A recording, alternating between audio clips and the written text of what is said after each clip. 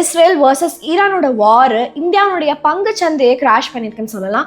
இப்போ நிறைய பேர் என்கிட்ட எங்கே போனாலும் கேட்குற கேள்வி என்னன்னா, இந்த மாதிரி சமயத்தில் என்னோட மியூச்சுவல் ஃபண்ட் போர்ட்ஃபோலியோவை எப்படி சேஃபாக வச்சுக்கிறது அப்படிங்கிறது தான். எஸ், எக்ஸ்பர்ட்ஸ் என்ன ரெக்கமெண்ட் பண்ணுறாங்கன்னு பார்த்தீங்கன்னா, உங்களோட இன்வெஸ்ட்மெண்ட் ஹொரைசான் லாங் டர்மாக இருந்தது, அதாவது 5 வருடத்துக்கும் மேலே இருந்ததுன்னா 65% உங்களோட மியூச்சுவல் ஃபண்ட் போர்ட்ஃபோலியோவை எக்விட்டியில் முதலீடு செய்யுங்க அப்படின்னு சொல்கிறாங்க. பட் முக்கியமாக இந்த இடத்துல நம்ம பார்க்க வேண்டிய விஷயம் என்னன்னா, நீங்கள் 15லேருந்து 20% உங்களோட போர்ட்ஃபோலியோவை டெட் ஃபண்ட்ஸ்ல வச்சுக்கலாம். இதனால உங்களுடைய போர்ட்ஃபோலியோ நல்லாவே ப்ரொடெக்டடா இருக்கும் வாலட்டைலா பங்குச்சந்தை இருக்கிற சமயங்கள்ல.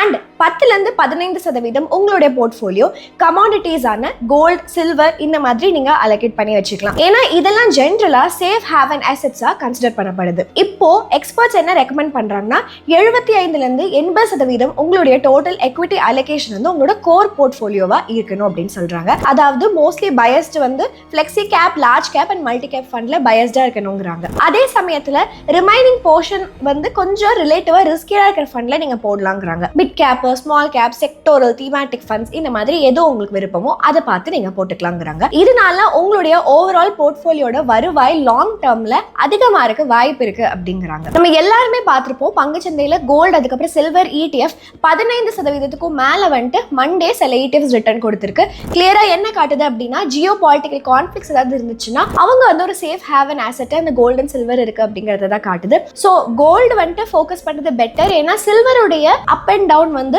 இண்டஸ்ட்ரியோட டிமாண்ட் எப்படி இருக்கோ அதை பொறுத்து தான் இருக்கும். அண்ட் வாலட்டைலா சந்தை இருக்கிற சமயத்துல நிறைய பேர் என்ன பண்ணுவாங்க, பேனிக் ஆகி எக்விட்டி ஃபண்ட் SIPsல வந்துட்டு பணம் போடுறதை நிறுத்திடுவாங்க. பட் பேசிக் ரூல் நம்ம எல்லாரும் ஃபாலோ பண்ணணும்ல, buy low sell high. So market fall ஆச்சுன்னா பேனிக்கா யோசிக்கிறதுக்கு பதிலா இது ஒரு வாய்ப்பா எனக்கு இருக்குமா, ஒரு லோவர் லெவல்ல முதலீடு செய்யறதுக்கு லாங் டேர்ம்க்கு அப்படிங்கிற மாதிரி யோசிங்க. கிராஜுவலா இன்வெஸ்ட் பண்ணிட்டே இருங்க.